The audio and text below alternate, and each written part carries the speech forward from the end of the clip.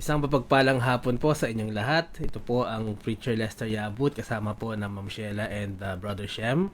At kayo po ay patuloy na sumusubaybay sa Hardin ng Panalangin, ang online ministry po ng MIBC Silangan na pinamumunahan po ng Pastor Mike Tigan.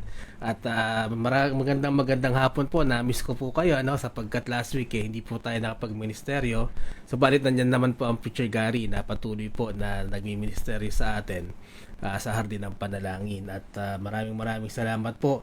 At muli po tayong nagkasama-sama. Purihin po ang Panginoon na tayo po ay muli nakapag-ministeryo ngayong hapong ito. Bati po muna tayo sa mga nakakasama na po natin ngayon online.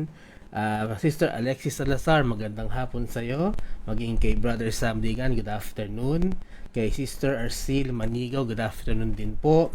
Nanay Celia Ignacio, magandang hapon po. Salamat po sa pagsama sa amin ngayong hapong ito. Maging kay Nanay Amihan Yabut at kay Sister Helen Ortiz Paras. Ayan. Itong cellphone ko ay nag-i-scroll mag-isa.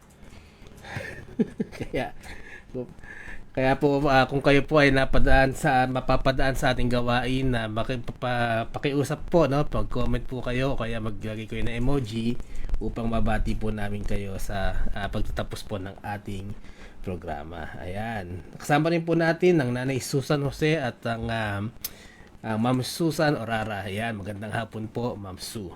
Ayan, tayo po ay magsimula na. Let us pray. Ama naming Diyos na banal, maraming salamat Panginoon. Muli kaming ibinalik at binigyan ng kalayaan ngayong hapong ito na magsama-sama upang kami po ay makapanalangin para sa isa't isa. Gayon din Panginoon ay makarinig po ng inyong salita na magsisilbing pagkain po ng aming mga kaluluwa. Maraming salamat Panginoon, patuloy niyong ingatan ang bawat isa, patnubayan at gabayan po kami ngayong hapong ito. Ito ang aking panalangin sa pangalan po ni Jesus. Amen at Amen. Ayan po, at tayo po ay dadako muna sa ating mga praises and thanksgiving. Batiin po muna natin ang ating mga kaibigan na nagdiriwang po ng kanilang mga kaarawan. Ngayong May 21 po, ang Inang Charing, ito po ang mother ng Bishop Fernando Tevega, at si Yggdrasil Sadiq Balisi. Ano po, ang kanya pong palayaw ay Tikboy. Ito po ay pamangkin ng Ma'am inaanak pala ng Ma'am Sheila at naging abay din po ito sa aming kasal, pero ngayon po mas malaki na sa amin. Okay, maraming salamat, happy birthday po. At maging sa May 23, ang magdiriwang po ng kanilang kaarawan ay ang Sister Belinda Chua at si Sister Agnes Casiao. At congratulations na rin po kay Sister Agnes. Siya po ay nanganak na at ang kanya pong anak ay isang baby girl. Congratulations din kay Ma'am. At congratulations din daw po kay Ma'am Dang for the 3rd year anniversary po ng GFM. Ayan. Magandang hapon po, Preacher Anselmo Marin. Ayan. And then, sa May 24 naman po ay magdiriwang ng kanyang kaarawan si Michael Navarro. Sa May 25, si Sister Malu Magat. At sa May 26 naman po, si Nanay Faye Carpio, si Helen Guzman at si Mary Ann Pasiona. May 27 naman po ay magdiriwang ng kanyang kaarawan si Ma'am Jemima Balarag. Ayan, at advance happy birthday po sa lahat po ng nabanggit at patuloy po kayong pagpalain ng Panginoon. Church anniversary naman po sa May 26 ay magdiriwang ng kanilang anniversary ang Sandigan Bible Baptist Church. Ayan, magandang hapon din po, Nanay Doris Santos. At tadako po tayo sa ating mga praises. Of course, ako po at ang aking pamilya nagpupuri, nagpapasalamat sa Panginoon sa traveling mercies po na binigay sa atin ng ating Panginoon. Ano po, mula papunta hanggang sa makabalik po ako rito ay hindi po tayo pinabayaan ng Panginoon. At hindi rin po ako nagkaroon ng problema sa mga papeles, sa mga airports. Ang talaga naging problema ko lang ho talaga ay napakahaba po ng biyahe. Pero pagdating na naman po ron, hindi mainit, maaraw, hindi mainit, walang traffic, wala ring jeep, kaya puro lakad. Medyo doon po nahirapan ng inyong lingkod, naligaw pa ako kasi ang street name nila doon hindi naman English, Polish. So kahit may mapa ako, hindi ko ho talaga mabanggit dahil sabi ko nga doon sa mga kasama ko, turuan nila ako, ano ba yung hello, o ano tawag doon, or ano ba yan? Good morning. Hello tsaka goodbye na sa Polish, sa kasamaang palad, hindi ko na maalala. Hirap po walalahanin. Pero maraming salamat po sa lahat ng nalalangin para sa aking kaligtasan, maging sa kaligtasan po ng mga mahal ko sa buhay na naiwan dito habang wala po ako. And of course, we praise the Lord for the success of the AIM IBFC conference held last May 12 to 18. At ako po ay mapalad na na-witnessan ko po yung kahit yung ano na lang, yung pinaka-culmination na kahapon. At anong Sunday po pala. At we are blessed na makasama po natin, makita po natin muli sina Pastor Tim Nolan, maging ang American delegates. At sa video ko na nga lang po napanood yung Grand Choral noong Saturday.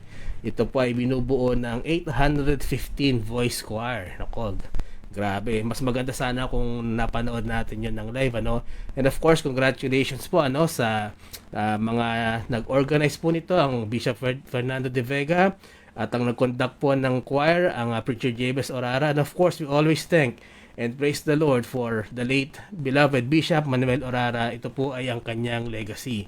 It was the original partnership po between Bishop Manuel Orara and Pastor Tim Nolan. At congratulations po at nawa po, looking forward po muli tayo sa conference po next year.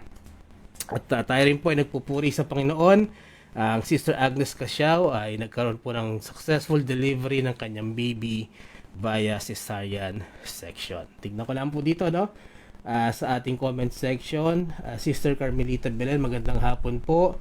And then, magaling na po si Sister Venus de Guzman Belen at purihin po ang Panginoon. Ayan.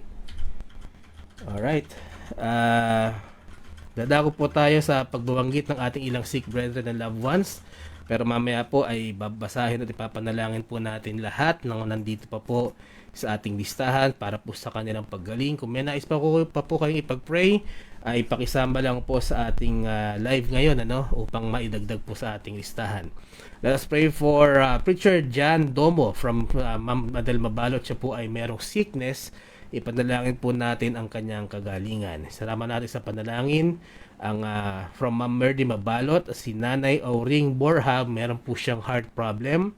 Si Bobby Borja, siya po ay na-ospital. Panalangin din po natin si Yen and Brian Batsarevic para sa kanilang good health. At from Pastor Lito Paraiso po, let us pray for Isagani Laya. Siya po ay nagda-dialysis. Si Melinda Kaakbay, meron po siyang aneurysm.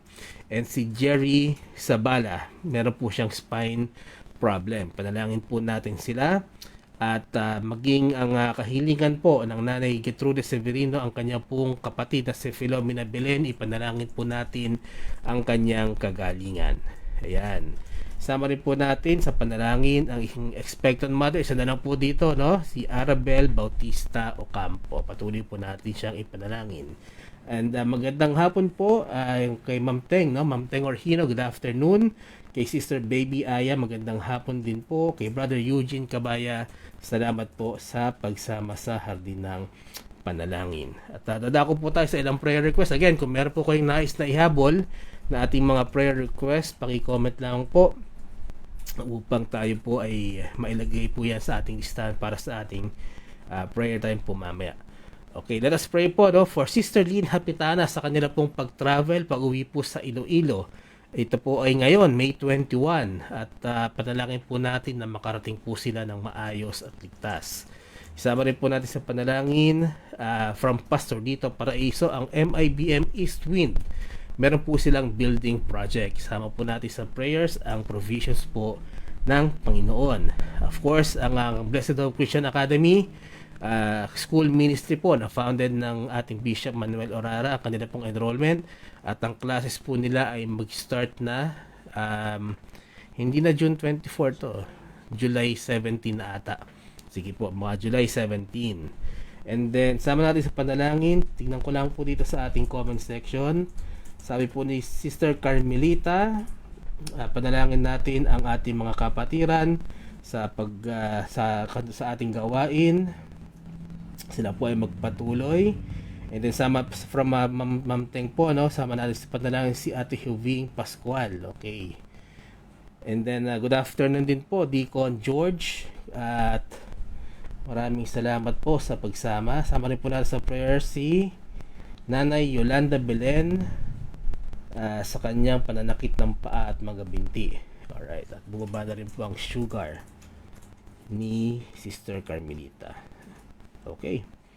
Ayan po. And then let us also pray for our elders and senior citizens, ang ating mga widows and widowers, Nanay LB Rivas, Sister Bibi Villamiel, Tatay Ferdy and Nanay Amihan Yabut, Tatay Tony and Nanay Chedeng Chua, Nanay Norma Castillo, Sister Susan Orara, Sister Evelyn Kekep, Sister Linda Gesmundo, Preacher Renato and Sister Esther Orhino, ang Brother Frank and Sister Percy Zapata. Sama natin sa panalangin Auntie Jovita Digan, Ima Zeni Paras, Sister Helen Ortiz Paras, Sister Rosa Gutierrez, Nanay Lucia Buenaflor, Sister Dory Santos, Nanay Fe Carpio, Nanay Gertrude Severino, si Nanay Susan Gloriani, Sister Dory Asguera, Brother Nick and Sister Lilia Santos, Sister Lourdes Mercalesha, Brother Efren and Sister Lydia Inocencio. Sama rin natin sa prayers Nanay Nori and Nanay Norma Santos, Corazon San Jose, Nengat Dula, Luz Castillo, Lourdes Castillo, Sina Toto Castillo, Noemi Morey, Tatay Sonny and Nanay Winnie Crame, Lando and Tess Abilion, Alex and Beth Chua, James and Aggie Armstrong, si Pearly Rivera, Nanay Berbarda Lopez, si Nanay Leonarda Saren, si Rosario Concepcion, Auntie Nanita Saria, Tita Edith Santos, Nanay Daisy Alvarez, Nanay Celia Ignacio. Sama rin po natin Mami Bituin Ledesma, Daddy Apil and Mami Lucy Saria, Nanay Lucy Broas, Tatay Mario Saria, Sina Tony and Letty Garovillas, Kuya Evan Chua, Kuya Radi and Ate Beth Akong, si Corazon Bernardo, Nanay Milagros Tokyao at si Nanay Rowena Galdones. Sama po dito ng Nanay Dory, please pray for safe travel ng kanyang pong daughter na si Roda and ng kanyang apo na si Michael from Malaysia to Philippines. Po, sama po natin sa panalangin ang kanila pong safe travels. And then from Sister Baby Aya, healing ng kanya pong thyroidism. Po, isama po natin sa prayers sang Sister Baby Aya. Ayan. Tignan ko lamang po kung meron pa dito. Alright. At patuloy po natin ipanalangin ng ating mga online ministries, ang Hardin ng Panalangin, ang Beautiful Feasting on the Divine Verses with Bishop De Vega, ang May Kaagapay with Pastor Nel Latour, of Word of Prayer with Pastor Neil, Preacher Jabez and Preacher June, and then ang May Tiyak na Kaligtasan with FIBA Pastors, at ang Biblical Teachings and Studies of MIBC Burgos with Pastor Dito Paraiso. Ayan lamang po at habang tayo po ay okay, kung meron pa po kayong nais na idagdag sa ating prayer list, please comment and we will add that to our prayer time po mamaya. At this point, ay let us all hear for a special number po muna.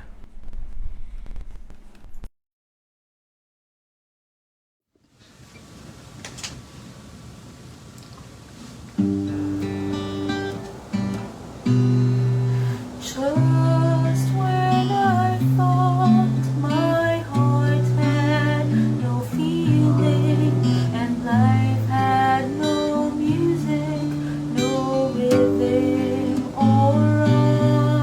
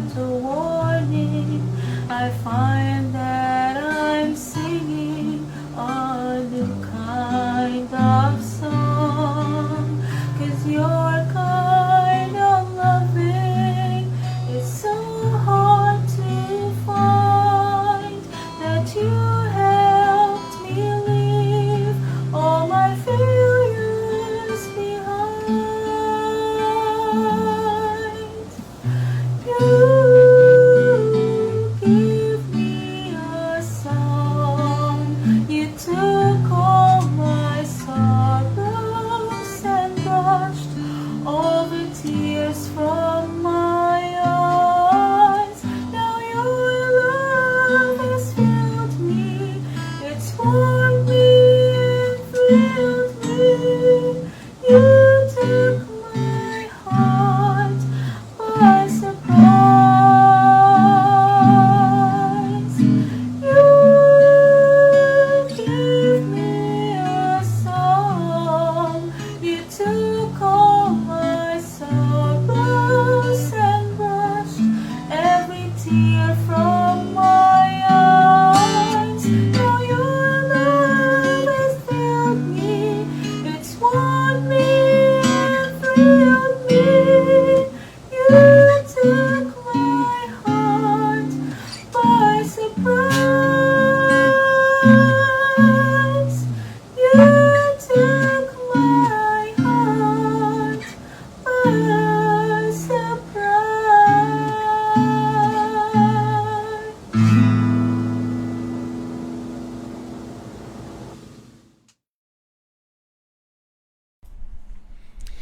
Maganda, ay maganda. Maganda naman po talaga yung special number. Pero maraming salamat po kay Brother BJ and Sister Shella. You took my heart by surprise. Ayan. At yung ating pong mga special numbers no from our young people, i-resume na po natin ang recording sapagkat ako po ay nakabalik na. I-schedule po natin yan. Pag-usapan po natin sa darating na Sunday. And of course, sa ating mga taga-subaybay, kung nais nyo po mag-special number, kausapin nyo lang po si Ma'am Shella. Ano po? Kung gusto nyo maging kabahagi ng pahardin ng panalangin, you are most welcome po.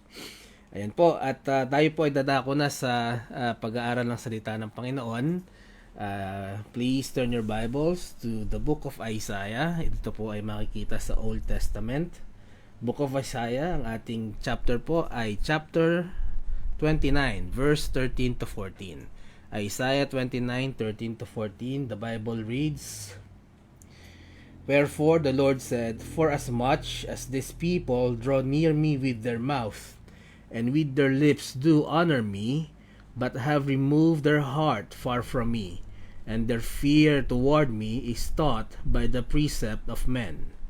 Therefore, behold, I will proceed to do a marvelous work among these people, even a marvelous work and a wonder, for the wisdom of their wise men shall perish, and the understanding of their prudent men shall be hid. Ayan po.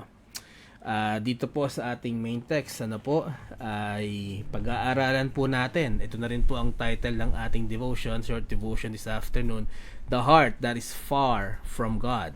Ito po ay makikita natin sa verse 13. Sabi dito, But have removed their heart far from me. Tayo po ay manalangin at humingi po ng gabay sa ating Panginoon. Let us pray. Manaming Diyos na banal, maraming salamat po, Panginoon, sa inyong salita na aming pag-aaralan ngayong hapong ito. Nawa, Panginoon, ay puspusin niyo po kami ng inyong spirito, bigyan niyo po kami ng kaunawaan, Panginoon, at patuloy kami magkaroon ng heart's desire na matuto at magamit po ang wisdom ng inyong salita sa aming mga buhay. Itago niyo po muli ako, ang inyong lingkod, Panginoon, sa inyong likuran, upang ang kanila pong marinig ay ang inyong mensahe at hindi po manggaling sa akin. Maraming salamat, Panginoon. Patuloy naming hiling ang inyong paggabay ngayong hapong ito. Maraming po salamat. Ito ang aking panalangin sa pangalan po ni Jesus. Amen at Amen. Ayan po. At muli, I would like to take this opportunity to thank the people at ang ating mga kapatiran, ating mga pastors, and ating mga brethren na nanalangin po sa akin para po sa aking safe travels at purihin po ang Panginoon. At hindi naman po talaga ako, kumbaga, pwede naman magkaroon ako ng problema sa aking mga papeles, passport, pero ang naging problema lang po talaga, sobrang tagal ko pong nakaupo sa aeroplano, halos 17 hours po, almost 24 hours kasi kung isasama natin yung paghihintay sa mga connecting flights. Pero other than that po ay napaka-smooth po ng naging travel ko at salamat din po sa safety na pinrovide po ng Panginoon both sa akin at maging sa pamilya ko po na naiwan dito sa Pilipinas. At maging ang naging time ko naman po ron, it was well spent sa naging purpose po talaga na makausap ko, makahalubilo ko po ang aking mga teams, maging ang mga leaders po na nandun ay aking pong nakausap at purihin po ang Panginoon. Ngayon, I would like to focus po sa main verse natin na binasa po natin sa Book of Isaiah. Nakakamangha lang po, ano, because it is proof that this is one of the verses that proves that the Bible is timeless. Ano po? Bakit? Sapagkat yung binasa po natin, the Book of Isaiah, it was written way before na yung panahon ng ating Panginoon Kristo dito sa lupa. At based sa research po, medyo iba-iba po, no, pero mainly around 740 to 700 BC, before Christ, no, ang timeline kung saan po, kung kailan na isulat ang mga verses na ating binasa, the book itself, pero yung mensahe po still applies this 2024 AD. Ano po, it proves that it is timeless. Bakit? Ano po ang mensahe na binasa natin? To cut it short, sabi po doon sa Book of Isaiah, sa ating main verse, marami po ang nag-o-honor sa Panginoon. Marami ang sumasamba sa Panginoon sa pamamagitan ng kanilang mga labi. Pero, no, ang puso po nila ay malayo sa Panginoon. I would even dare say na mas evident to ngayon, no? Siguro, nung naisulat ito na ito po ay nawi-witness lang ng mga tao kapag meron silang congregational gathering, no? Siguro may mga testimonials din sila at naririnig nila ang pananalangin sa ating Panginoon. Pero ngayon, mas nakikita natin, no? Mas naririnig natin through technology, through social media, no? Ngayon, we hear people praising God through their lips sa kanilang testimonials. Of course, sa ating mga prayer meetings, so sa ating mga prayer time. Pero naririnig na rin po natin ang mga tao praising God sa mga status nila sa Messenger, sa mga pinopost nila sa social media, no? Napakadali nang maglagay ngayon, mag-express ng praise and worship sa ating Panginoon sa himpapawid, no, sa social media through the internet. At kaya nga po minsan sinasabi ko na ang social media, kaya dapat nating ingatan to kasi ito ay extension ng ating mga bibig. Kasi ito naman ay di ba? Status mo, it's what you're thinking, no? Yung mga kino-comment mo, yan din ay yung lumalabas din sa bibig. Kaya lang in digital form. And yet, the Lord is not pleased. Bakit? Kasi karamihan po sa mga tao, no, na actually meron tayong mga kakilala ng ganito, no? Grabe sila sa social media, maglalagay sila ng iba't ibang Bible quotes, maglalagay sila ng mga kung paano yung kanilang pagpupuri sa Panginoon. Pero kapag tinignan po natin yung buhay nila, doon pa lang alam natin malayo talaga sila sa Panginoon. So, siguro ito ang mensahe ng Panginoon kay Prophet Isaiah na sinasabi niya na itong mga taong ito, they worship me through their lips. They worship me through their mouths. They draw me near, no, sa pamamagitan ng kanilang salita. Ngunit ang puso nila ay malayo sa akin. Basahin po natin paano ba nangyayari ito? Paano nangyayari pwede ka magpuri pero malayo ang puso mo sa Panginoon? Basahin po natin. Let us ask the psalmist, no? Sa Psalm 119 verse 1 to 3. Psalm 119 verse 1 to 3. Ang sabi po rito, Blessed are the undefiled in the way, who walk in the law of the Lord. Blessed are they that keep his testimonies, and that seek him with the whole heart. They also do no iniquity, they walk in his ways. Dito po, sinasabi ng psalmist na yung puso na naghahanap sa Panginoon. No, sabi dito, who walk in the law of the Lord, blessed are they that keep his testimonies and seek him with the whole heart. Sabi po rito, kapag ka ang puso mo, no, ikaw ay hinahanap mo ang Panginoon, sabi dito, you do not do any iniquity. Hindi ka gumagawa ng mga pagkakasala at ikaw ay lumalakad sa lakad ng Panginoon. Ito po ay very vast contrast, very far contrast doon sa sinasabi sa Isaiah na malayo ang puso niya sapagkat hindi naman niya hinahanap ang Panginoon. Pero kapag tunay mong hinahanap ang Panginoon, no, it means na you want to be closer to God. Hinahanap mo siya eh. 'Di ba? Parang iuhaw tayo sa Panginoon, na makilala natin ang Panginoon. Kapag tayo gusto nating maging close, mas maging close sa ating Panginoon, na do-draw tayo eh, no? Tayo ang mismo na ang nakakatuklas na tayo dapat lumakad sa lakad ng Panginoon sa kanyang katwiran. And that is the reason why sinasabi ni David na itong mga tao na naghahanap sa Panginoon, they do no iniquity. Hindi sila nagkakasala. Bakit? Because they walk in God's ways, which is the righteousness in His standards. Hindi po standard ng mundo na righteousness. Hinahanap natin ang Panginoon, habang hinahanap natin siya, nakikilala natin siya, nalalaman natin kung ano ang kanyang mga gawi, nalalaman natin ang kanyang mga lakad, at kung talaga natin gusto maging close sa kanya, we walk with that walk as well. Parang wala namang pinagkaiba po yan, sa isang magkarelasyon na nais mong makilala pa. Halimbawa, yung bago kami naging mag-asawa ni Ma'am Sheila, nais ko siyang makilala, hinahanap ko talaga siya. Pinupuntahan ko sila sa kanyang bahay, tinitingnan ko kung ano ba yung ano yung gusto niya, ano yung hindi niya gusto. 'Di ba? Kasi gusto mo maging malapit dun sa tao na 'yon. And it's the same with our relationship with God. Dapat ganun din. 'Di ba? If our hearts want to be close to God, then we should know God. And we should know kung ano yung gusto ng Panginoon, ano yung ayaw ng Panginoon, at gagawin siyempre natin what is pleasing in the eyes of the Lord. 'Di ba? Now, it means that yung isang puso na malayo sa Panginoon, hindi siya hinahanap, walang pakialam.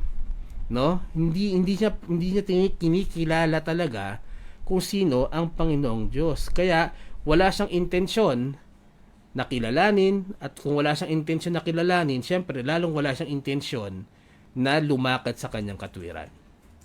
And yet, the Bible says na ang isang tao na hindi lumalakad sa kanyang katwiran, na hindi naman hinahanap ang Panginoon, can still praise the Lord and worship Him through the lips, through the words. Sabi dito, sa tingin ko, baka hindi naman natin kailangan na ng biblical verse para patunayan itong sitwasyon na ito.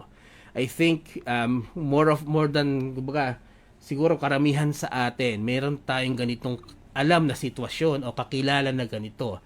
Ilang storya na ba ang naririnig natin, na kaya nga merong tinatawag na banal paglinggo, pero sa ibang araw makasalanan. Kasi kapag kalinggo, praise the Lord, Kapag nag-preach ang pastor, lahat ng puntos niya kalakas-lakas ng umamin. Pagka yun talagang kahit tungkol sa kasalanan ng preaching, amen. Pero pagdating ng Lunes, balik na sa dating gawi, balik na sa makasalanang pamumuhay. So ito yung tinatawag nating they praise the Lord. 'Di ba? Every Sunday, they praise the Lord every gathering, kahit pagka sa live nanonood, may tawag dito, active, Pero pagdating ng Lunes, balik na sa makasalanang gawi. Wala na ang Panginoon sa kanilang isipan. Ito yung isang sa mga sitwasyon na totoo talaga na nangyayari sa atin. I'm sure meron kayong kakilalang narinig na ganito. Ano pa isang ating halimbawa? Karamihan sa atin, nagiging prayerful tayo kapag may problema tayo. And this was very, very evident. Kasi lagi nga nababanggit ng Preacher Gary, di ba? Nung kasagsagan ng COVID, ang ating nagpe-pray, sa ating mga viewers, marami talaga. Maabot tayo ng, hindi ko na maalala kung ilan. Pero after COVID, syempre nakita rin naman talaga natin, na drastically nawawalan tayo ng panahon sa Panginoon. Kasi wala nang problema. So, minsan pagka may problema tayo, grabe yung panalangin natin. Grabe yung pangako natin sa Panginoon. Na Panginoon, pag pinagaling mo ko, pag binigyan mo ko ng ganito, pangako ko, maglilingkod na ako sa iyo. Ganyan, O pagka pinagaling mo ko, pagka sinagot mo ang aking panalangin, hindi na ako gagawa ng kasalanan. May mga pledges tayo sa Panginoon. Pero pag sinagot na ng Panginoon yung panalangin, bumabalik na rin tayo. So, these are some of the examples how a person can draw God near to him, can praise God through the lips, through the mouths, but the heart is far from God, no? Wala namang kasing desire talaga to seek God. Kaya we can say that the heart is far from God. So paano tayo lalakad sa Panginoon? If we want to seek God, if we desire God, how can we walk with God? Bakit hindi natin tignan yung example ni David? Yung sinasabi dito na kasi binigyan po siya ng title ng Panginoon. Basahin po natin yan sa Acts 13. Punta po tayo sa New Testament. Acts 13:21 to 22. Sabi po rito, "And afterward they desired a king, and God gave unto them Saul, the son of Cis, a man of the tribe of Benjamin, excuse me, by the space of 40 years." Verse 22, "And when he had removed him, he raised up unto them David to be their king, to whom also he gave testimony, and said, I have found David, the son of Jesse, a man after mine own heart, which shall fulfill all my will." Dito po, sa binasa natin, dito nakuha yung title ni David. Sabi ng Panginoon, "I have found David, the son of Jesse, a man after mine own heart." Yan po ang sinabi ng Panginoon. Kaya nga po si David ay kilala bilang the man after God's heart. Ano bang exactly ibig sabihin po nito, no? So, pwede nating i-examine yung buhay ni David. Paano nasabi ng Panginoon? Paano siya nabigyan ng ganitong klaseng title ng Panginoon? Pero siguro let us just point out 3 major events kung saan naipakita ni David kung bakit siya worthy ng title na ito na ibinigay ng Panginoon. Yung una po, he honored and trusted God, no? Napaka-evident ito sa buhay ni David. He honored and trusted God. Hindi lang sa pamamagitan ng labi, hindi lang sa pamamagitan ng bibig, sapagkat siya po ay author ng psalmist. And when you read the Psalms, diba, it's more of exalting God. It's more of honoring God, giving praise and glory to God. And this is through the writings. This is through His words. Pero pinatunayan po ni David na hindi lang siya basta puro salita. Meron din siyang puso na talagang nag-o-honor at nagtitiwala sa Panginoon. Basahin po natin yan sa 1 Samuel. Bigyan po natin ng patunay yan galing po sa Biblia. 1 Samuel 17:45 to 47. Sabi po dito, "Then said David to the Philistine, Thou comest to me with a sword, and with a spear, and with a shield, but I come to thee in the name of the Lord of hosts, the God of the armies of Israel, whom thou hast defied. This day will the Lord deliver thee into mine hand, and I will smite thee, and take thine head from thee, and I will give the carcass of the host of the Philistines this day unto the fowls of the air, and to the wild beasts of the earth, that all the earth may know that there is a God in Israel. And all this assembly shall know that the Lord saveth not with the sword and spear, for the battle is the Lord's, and He will give you into our hands." Bago pa po siya maging hari, ito po yung famous battle between David and Goliath.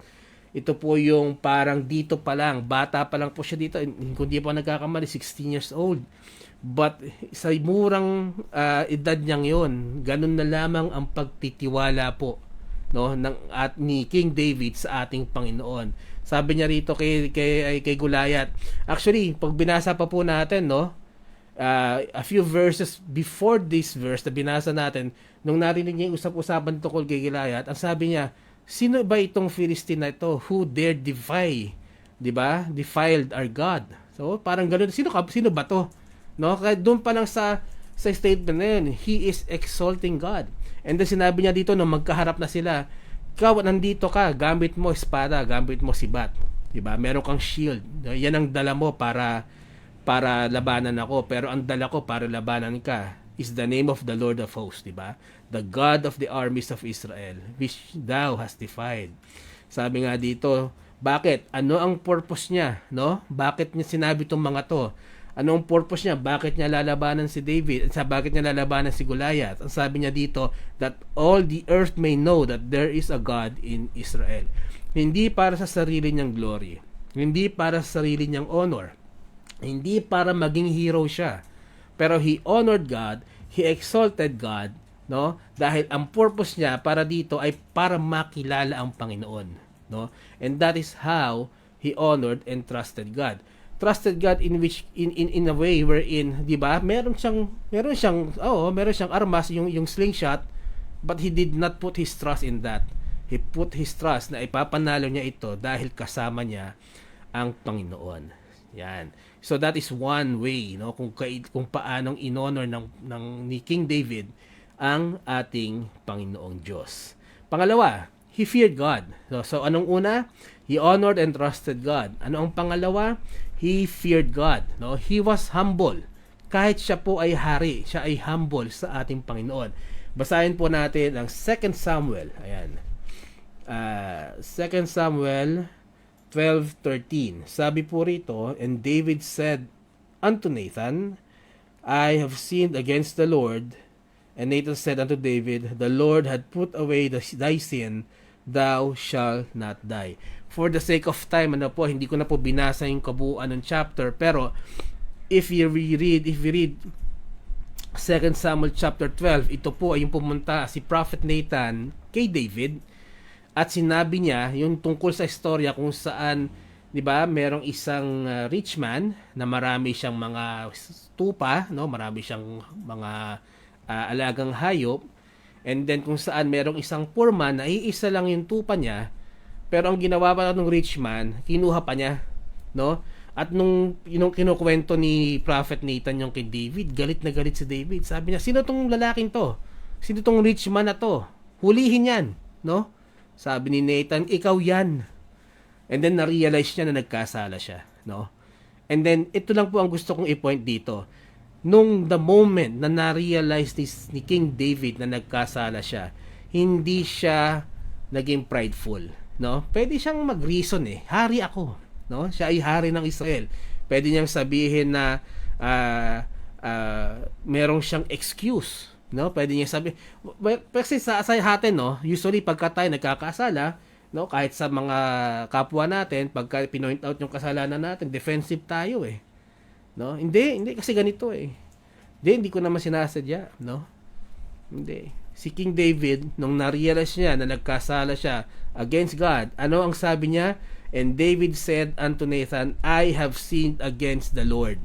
No excuses. No ifs, no buts. No? Walang pride. Hari siya, pero wala siyang pride. And he humbled himself. He admitted his sin. At anong ginawa niya? Parang isang common na tao, no? He atoned for his sin. Hindi niya hinayaan na may mag-atone para sa kanya. Siya mismo, no? He atoned for his sin. Katulad ng ginagawa ng isang normal na tao. At pagkatapos ba niya mag-atone, may nabasa pa tayo na ginawa niya uli yung kanyang kasalanan. Wala na po ako nabasa so far na sa aking Bible reading na pagkatapos niya magsisi at mag-atone sa kanyang kasalanan na ginawa, ay inulit niya po ito.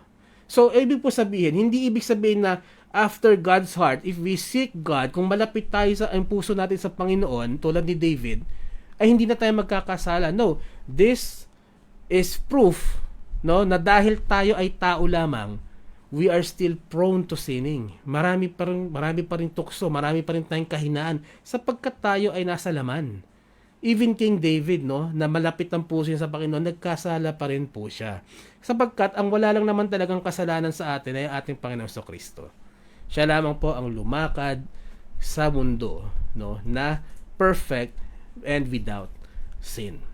Pero lahat po tayo, makasalanan po tayo, no? At kahit po tayo ligtas na, nagkaroon na nakakilala sa ating Panginoon, meron pa rin pong tendency na tayo ay magkaroon at makagawa ng kasalanan. Pero ano po, alam niyo po kung ano ang importante? Yung pagkatapos mo magawa yung kasalanan, na-realize mo nagkasala ka, yung attitude mo, no? Magbibigay ka ba ng excuses sa Panginoon? Kasi ganyan kasi ganito O tutularan ba natin si David, no? Nagbababa natin yung ating pride.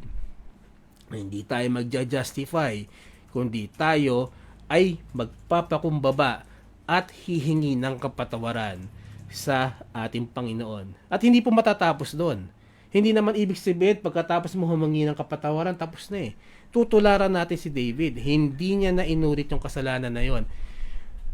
We can try, no? Alam ko, ang hirap mag-promise no, na hindi na natin uulit sapagkat tayo nga ay nasa laman. Pero yung attitude, yung willingness ng iyong puso na alam mo nagkasala ka, humingi ka ng tawad, yung pag-i-strive mo, yung pipilitin mo na hindi mo na maulit yung ganong kasalanan. And that is the right attitude of a person na malapit ang puso sa Panginoon. Kasi parang ganito lang yan sa isang relasyon, mag-asawa, nasaktan mo yung asawa mo, uulitin mo pa ba? Mahal mo yung asawa mo, di ba? Kaya sabi natin, mahal natin ang Panginoon, pinupuri natin ang Panginoon. Pero pagka nagagawa tayo ng kasalanan, huhingi tayong tawad, tapos pwede nang ulitin? Ganun po ba yon? Kung sa mga, di ba, sa asawa natin, sa ating mga anak, sa ating mga kamag-anak, mga mahal natin sa buhay, may nagawa man tayong kasalanan, humingi tayo ng kapatawaran, pinatawad tayo, di ba, susubukan natin hindi na ulitin? Pipilitin natin hindi ulitin. Bakit? Kasi yun yung tama, para ma-maintain yung relationship. And yet, pagka sa Panginoon, okay lang ba? Di ba mas lalo na dapat meron kang conviction na pag nagawa mo yung kasalanan, napatawad ka ng Panginoon, hindi mo na siya uulitin. Yan. So, yan po yung pangalawa. No? So, una, David honored and trusted God. Pangalawa, David feared God. At pangatlo, he loved God. No? David loved God. He wanted to serve God more. Yan po ay makikita natin sa 2 Samuel 7 verse 1 to 3. Sabi po rito, and it came to pass when the king sat in his house, and the Lord had given him rest round about from all his enemies, that the king said unto Nathan the prophet, See now, I dwell in an house of cedar, but the ark of God dwelleth within curtains. And Nathan said to the king, Go, do all that is in thine heart, for the Lord is with thee. Sabi po rito, si Haring David, siya po ay, di ba, nung siya ay nagpapahinga, siya ay nag-iisip, sabi niya, ako nakatira ako sa isang bahay na cedar. Hindi ko alam kung ano yung cedar. Siguro isang marangyang bahay o cedar na kahoy siguro yon, ano. Pero yung Ark of God, no, the Ark of the Covenant, nakalagay sa isang tent. So sabi niya, nag-isip siya na gumawa ng Temple of God. Ito na nga po yung sinasabi niya, meron siyang heart's desire na nabuuin, i-build ang Temple of God. At sa kung babasahin nga po natin yung kabuuan, malalaman natin na hindi po pumayag ang Panginoon, no? At ang sinabi ng Panginoon, yung anak niya na si Solomon ang magbi-build ng temple for the Lord. Pero ano pong point natin dito? Karamihan po sa atin, we do things, no? Gumagawa tayo ng mga bagay kasi inutos sa atin. Gumagawa tayo ng mga bagay kasi yan yung command o yan yung instruction. Na tayo, halimbawa, gigising tayo ng maaga kasi kailangan natin pumasok, no? Mag-a-alarm ka, ang instruction sa'yo, by 7 a.m. nasa school ka na. O by 9 a.m. nasa opisina ka na. So we do those things, no? Kasi we are instructed to do. No? Napaka-famous ito sa mga teenager, no? Na kaya ka lang mag-uugas ng pinggan kasi inutusan.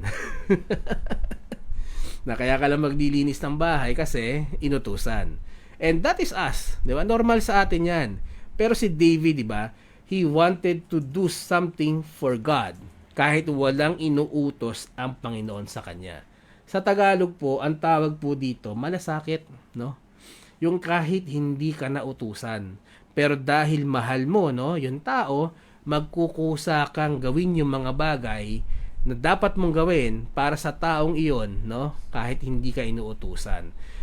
Halimbawa, no, kapag tayo ay may special occasion, di ba? Hindi ka naman kailangan utusan na o baka may extra ka diyan, bigyan mo naman ng regalo yung asawa mo sa anniversary nyo.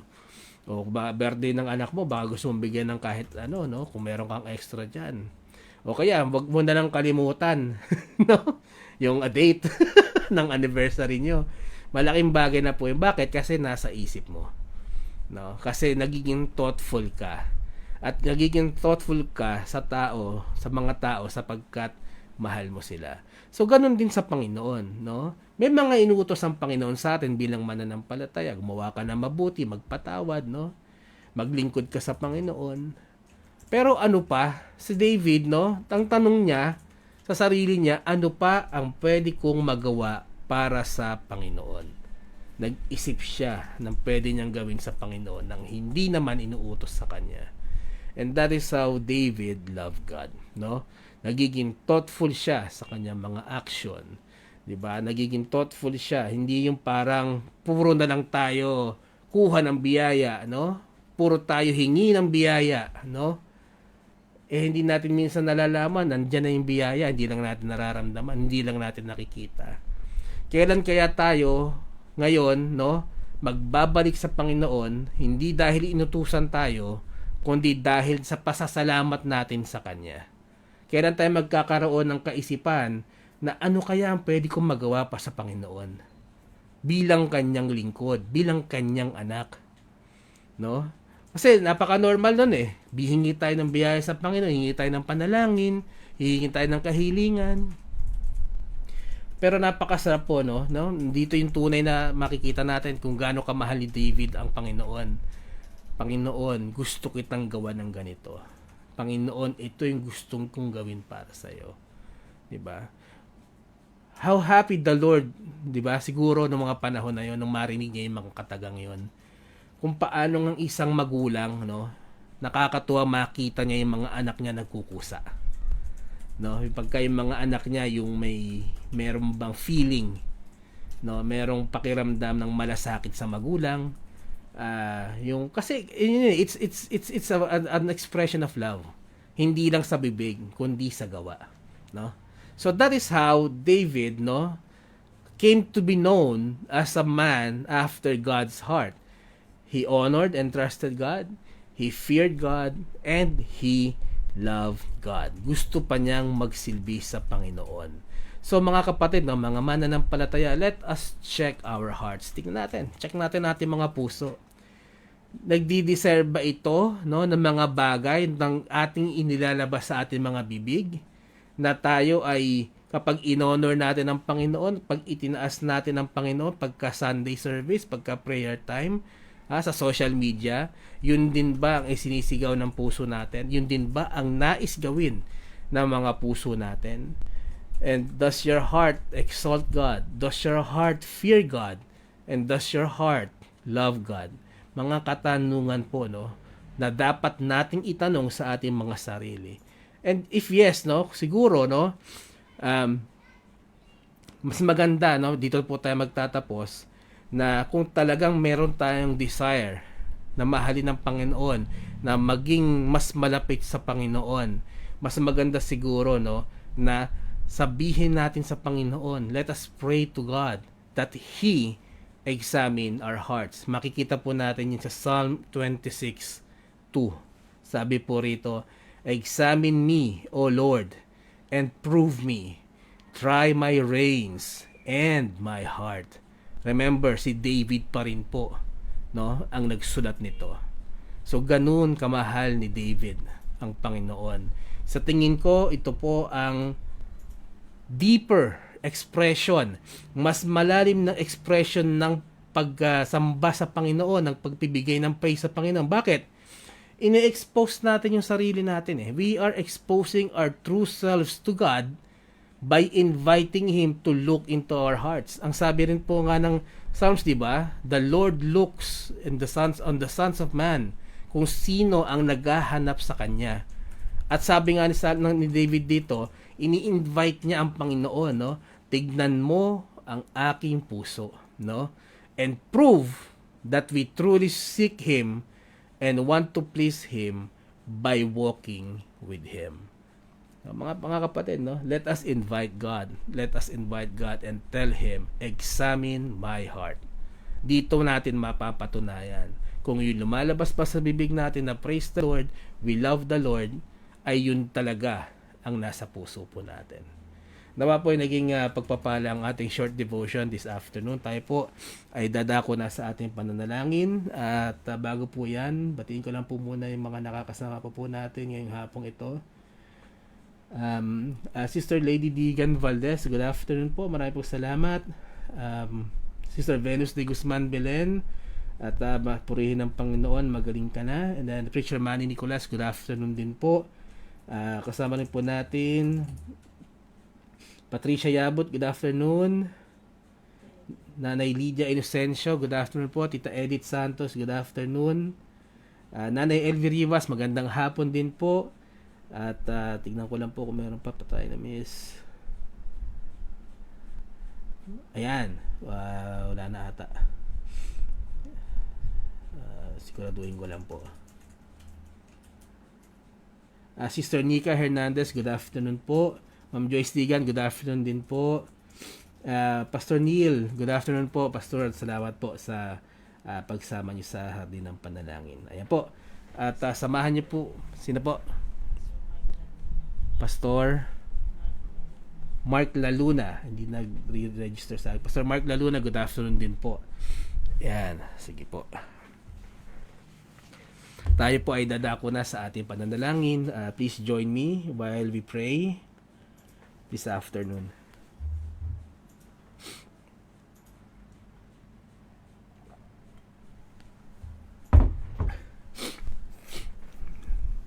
Let us pray.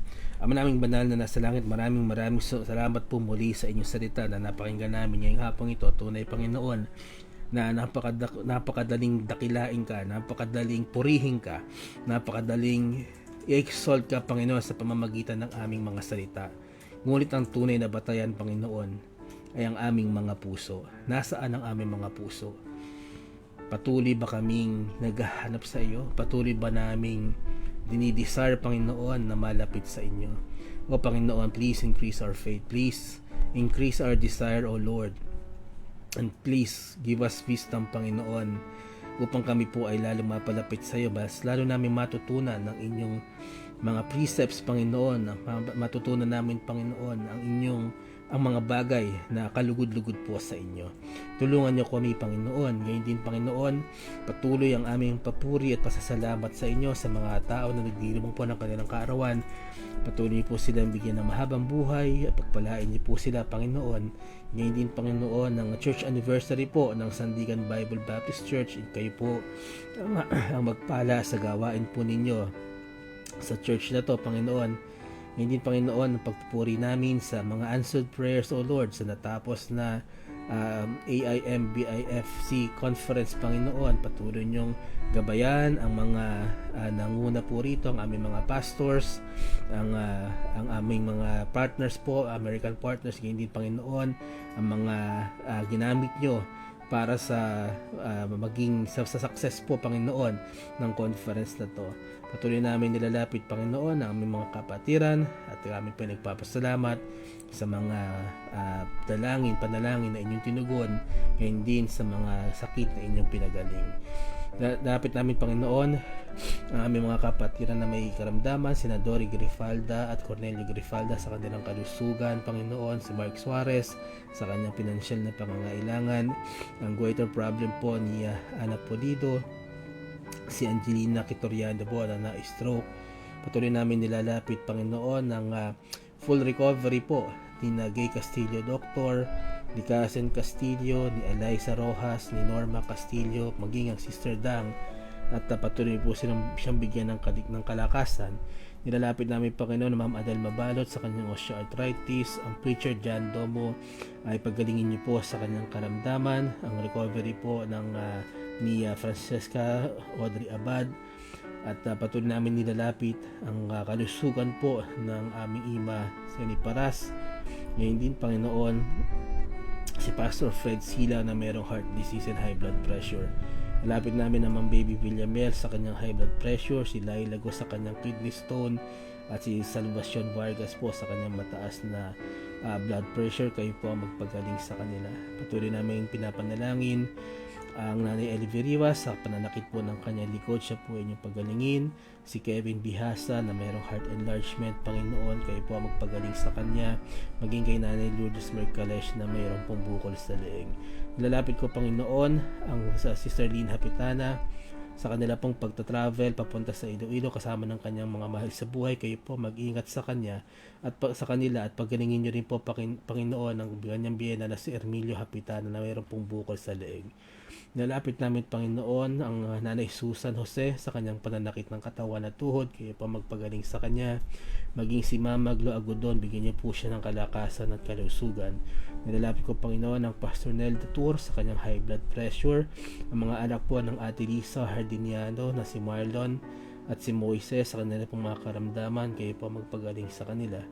Pagiging ang Pastor Mike Digan, Panginoon, sa kanyang pong kalusugan. Kayo po ang magpagaling sa kanyang mga karamdaman, maging sa kanyang mga lab result ay maging maayos po ang resulta nito. Nilalapit ko, Panginoon, si Nanay Oring Borja sa kanyang heart problem at si Bobby Borja, siya po ay na-ospital.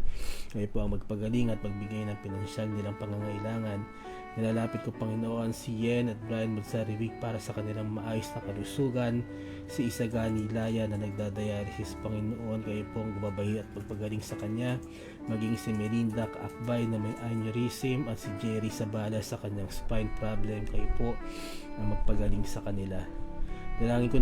Patuloy ko nilalapit si Philomena Belen sa kanyang karamdaman. Kayo po magpagaling sa kanya, Panginoon, at maging ang healing po ng thyroidism ng Sister Baby Aya. Kayo po ang magpagaling sa kanya. Nilalapit ko, Panginoon, ang pananakit ng paa at binti ng Nanay Yolanda Belen at ang pagbaba po ng sugar ng Sister Carmelita Belen. Kayo po ang magpagaling po sa kanila. Nilalapit ko rin, Panginoon, si Ate Hubing Pascual sa kanyang karamdaman. Kayo po ang magpagaling sa kanya. Patuloy ko nilalapit, Panginoon, ang mga mahal namin sa buhay na mayroong malubhang karamdaman. Sila June Santos, si Esther Mariano at si Rex Rosales na nagdadialysis. Si Emma Reyes, Lorea Jade Borja, si Corazon San Jose, si Jolita Eliceralde, si Mary Rebamonte at si Jaisel Juarez na may mga cancer. Ngayon din sina Efren Inocencio, Bernardo Lopez, si Pearly Scaar at si Frank Hardy na may mga komplikasyon po sa diabetes. Kayo po, Panginoon, nang nagpamalas ng inyong mapagpalang kamay, magpapagaling na kamay, Panginoon, sa kanilang mga karamdaman at maging sa kanilang pinansyal na pangangailangan. Nilalapit ko, Panginoon, si Arabel Bautista Ocampo sa kanyang pagdadalang tao. Kayo po magpala sa kanya at maging safe po ang kanyang delivery. Nilalapit namin, Panginoon, ang mga prayer request po ng aming mga kapatiran, ang mga anak po ni Sister Dang and Preacher Gary Chua na si Grace, Faith and Mercy. Patuloy niyo po silang pagkapalain, bigyan po ng karunungan at kaunawaan, Panginoon, at patuloy niyo po silang bigyan ng kalakasan.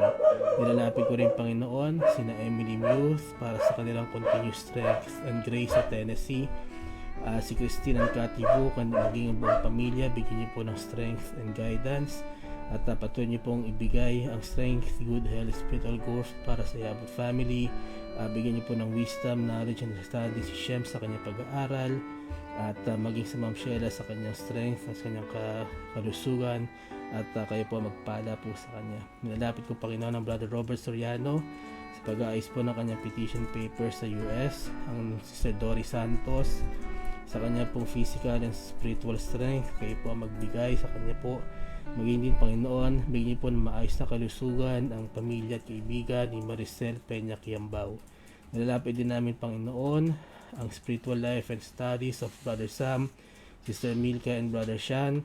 Gayon din, Panginoon, ang pag-iingat niyo po kay Pastor Mike at ang buong Digan family, Panginoon, sa kanilang pong pagta-travel. Nilalapit namin ng Panginoon si Sister Malula, ang kanyang family members, sa kanilang pong spiritual growth. Bigyan niyo ang kanilang pong proteksyon. Hindi, Panginoon, ang kanilang buong family. Ay nilalapit din namin, Panginoon, sina Judith Castillo and family. Bigyan niyo po sila ng maayos na kalusugan, maging ang pagpasa po ng kanilang mga anak sa college exams. Nilapit namin, Panginoon, si Ma'am Jenny Rapista at ang Pastor Gerald Rapista sa kanila pong gawain sa Lawaan Antique. Kayo po magpalat, magbigay ng provision sa inyo pong gawain dito. Patuloy namin nilalapit, Panginoon, ang Nanay Lydia Inocencio. Bigyan niyo po ng guidance and provision ng Inocencio family, maging ang Abdul Razak family. Nilapit namin, Panginoon, sina Aida Edjok ang kanyang family, bigyan niyo po ng good health and protection. At patuloy niyo pong bigyan ng maayos na kalusugan at kalakasan si Corazon Bernardo at si Ate Beth Akong at ang kanyang family ay patuloy niyo pong gagabayan. Nilapit namin, Panginoon, Nanay Tuding Severino, kanyang family, bigyan niyo po ng kalusugan ang kanyang mga mahal sa buhay, maging si Bing Rain Severino, ang kanyang pong mga mahal sa buhay, at kayo po ang magpala sa kanyang business. Patuloy ko nilalapit, Panginoon, si Susan Jose Gloriani, bigyan niyo po ng kalakasan, kalusugan at katubunan po sa kanyang heart's desire. At gayon din, Panginoon, si Sister Yoli Jacinto, ang kanyang pong kalusugan, kay Ate Yoli at Christine Sarmiento and family. Nilalapit ko po, Panginoon, ang Nanay Faye Carpio, kanyang health, gayon din po kanilang pinansyal na kahilingan at unspoken prayers. Tuloy namin nilalapit, Panginoon, ang Nanay ang Sister Carmelita Belen sa gawain po, sa inyong gawain. Kayo po magpala sa kanila, bigyan po ng good health at extra blessing ang bawat isa. Patuloy din, Panginoon, na maibalik ng pagtuturo ng mga bata at wisdom and knowledge po para sa soul winning, at patuloy niyo pong gabayan ang kanilang pag-aaral, maging kanilang pong mga pangangailangan. Nalapit ko rin, Panginoon, ang Sister Alexis Salazar, ang kabigyan po ng maayos na kalusugan niya, kanyang family, ingatan niyo po siya, maging ang padanakit ng ulo po, kayo po magpagaling sa kanya. Nalapit din namin, Panginoon, ang Nanay Romena Galdones, bigyan niyo po ng maayos na kalusugan ang kanyang family, at bigyan niyo po silang biyaya sa araw-araw.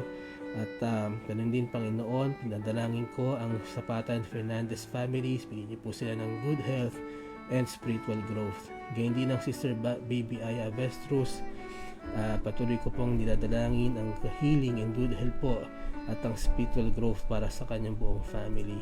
Nilapit ko rin, Panginoon, ang Nanay Leonarda Saren, bigyan niyo po ng kalakasan, kagalingan, ang maging pag-aaral po ng mga anak na ng brothers Mar Saren at ang kanilang spiritual na kalakasan. Nilapit ko rin, Panginoon, ang Sister Esther Orhino, bigyan niyo po sila ng physical na kalakasan, ang buong pamilya, ang kanilang spiritual growth, maging sa mga unsaved loved ones, Panginoon. Kayo po ang gumamit sa kanila po makakilala sila sa Panginoon. Nilalapit ko rin, Panginoon, ang prayers po ni Marian Cabana para kay May Gurospe, ang kanya pong kasamahan sa Saudi. Meron po siyang problema sa kanyang amo. Kayo po, Panginoon, ang lumutas po nito at makakilala po siya sa inyo sa pamamagitan nito. Nilalapit ko rin, Panginoon, ng MIBM East Winds Building Project. Kayo po magbigay ng provisions and wisdom po sa mga nagpaplano rito. Gayon din ang Blessed Hope Christian Academy. Kayo po magbigay ng wisdom, Panginoon, sa administrator, sa principal, sa mga staff and teachers, maging sa kanila pong nalalapit na enrollment. Kayo po ang magbigay ng provisions, Panginoon, ng pangangailangan at ng wisdom po sa decision making ng Blessed Hope Christian Academy. Nilalapit ko rin, Panginoon, ang safe travel ng daughter po ng Nanay Doris Santos na si Rhoda at ang kanyang apo na si Michael from Malaysia to the Philippines. Kayo po ang magbigay ng mag-iingat po sa kanilang pag-travel at hindi po sila magkaroon ng kahit ano pong problema. Ngayon din, Panginoon, nilalapit ko ang elders and senior citizens po na nabanggit po kanina. Kayo po, Panginoon, na magpala sa kanila, magpagaling sa kanilang mga karamdaman. Ngayon din, Panginoon, kayo po, kung mayroon pong mga pananakit na nararamdaman, kayo po magpagaling sa kanila. Patuloy ko nilalapit, Panginoon, ng mga online ministries na nabanggit ko rin kanina. Kayo po magbigay, Panginoon, ng mga provisions na pangangailangan ng wisdom, knowledge, and understanding po, Panginoon, sa patuloy na pagpapalagana po ng inyong salita sa pagpapagamit po ng mga mangangaral po sa mga online ministries na to. Maraming salamat, Panginoon. Ang aking panalangin sa lahat po ng nanonood ngayon, maging sa manonood pa, kayo pong tumugon sa kanilang mga personal prayer request sa kanila pong mga hearts desires, Panginoon, at patuloy niyo pong magamit ang ministry na ito na patuloy po na makapagpalakas sa kanilang spiritual growth. Maraming salamat sa inyong biyaya at awa, Panginoon. Ito ang aking panalangin sa pangalan po ni Jesus. Amen at amen. Amen. Marami pong salamat at tayo po ay dadako na sa pagbati po ng ating mga nakasama sa hardin ng panalangin ngayong hapong ito. At tingnan ko lang po, i-refresh ko lang po ang ating listahan.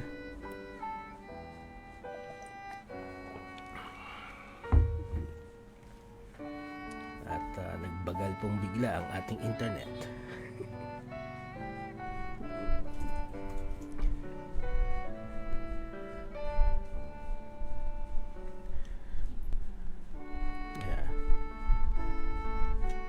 Po, hinihintay ko lang po ang ating technical staff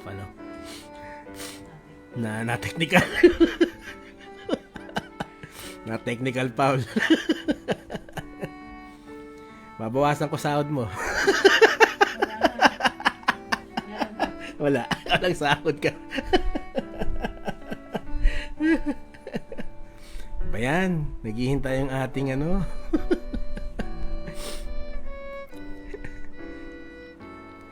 po. Low-tech po tayo ngayon. Sulat kamay. Alright. Maraming salamat po muli sa pagsama nyo sa Hardin ng Panalangin. Maraming salamat kay Sister Alexis Salazar, Brother Sam Digan, kay Sister Arcil Manigo, Ma'am Rose Palya, good afternoon po. Nakasama rin po natin Nanay Celia Ignacio and Nanay Amihan Sarya Yabut. Salamat din po Sister Helen Ortiz Paras, kay Ma'am Sue Urara, good afternoon po. Kay Nanay Susan Jose, Preacher Anselmo Marin, good afternoon din po. Ma'am Dory Santos at kay Sister Carmelita Belen, good afternoon po. Sister Baby Aya, good afternoon. Ma'am Teng Orhino, good afternoon po. At regards din po kay Preacher Nato. Kasama rin po natin Brother Eugene Cabaya, Deacon George Cardenas, Sister Venus Belen, at salamat at pinagaling ka na ng Panginoon. Pastor Neil K. Kev, good afternoon po. At kasama rin po natin si Joy Pearl Escobar Villamides. Yan, marami po salamat sa pagsama niyo sa Hardin ng Panalangin. Maging kay Sister Nika Hernandez, Ma'am Joyce Digan, good afternoon po. Preacher Manny Nicolas, magandang hapon po, Preacher. Sister Lady Digan Valdez, at nakasama rin po natin si Ken Cruz, magandang hapon po. Ma'am Baby Villamiel, Nanay Lydia Inocencio, Nanay Elvie Rivas, good afternoon po. And then kay Patricia Yabut, kay Tita Edith Santos, good afternoon po. At regards din po kay Auntie, alam kong magkasama kayo dyan. And then kay Pastor Mark Laluna, good afternoon po. At nakasama rin po natin sina Sister Elena Untuca Evilla at si Sister Cerilyn Bayangat Idos. Yan. At kung meron po akong hindi nabanggit, pamanhin po. Again, we encourage you to leave a comment para po yan ay mag-register sa Facebook at mailista po namin sa pagbabasa po ng ating mga nakasama sa pagtatapos po ng ating programa. Ayan. Ang Hardin po ng Panalangin, babalik po sa Thursday sa pangunguna po ng Preacher Gary Chua at kasama po niya ang Sister Dang. And then tomorrow naman po ang midweek service ng MIBC Silangan sa pangunguna po ng ating Pastor Mike Digan. Ayan. Muli, maraming salamat po at we really appreciate you all na patuloy po kayo sumusuporta sa Hardin ng Panalangin. Patuloy lang po tayo magtiwala sa Panginoon and may God bless you all. Magandang hapon po.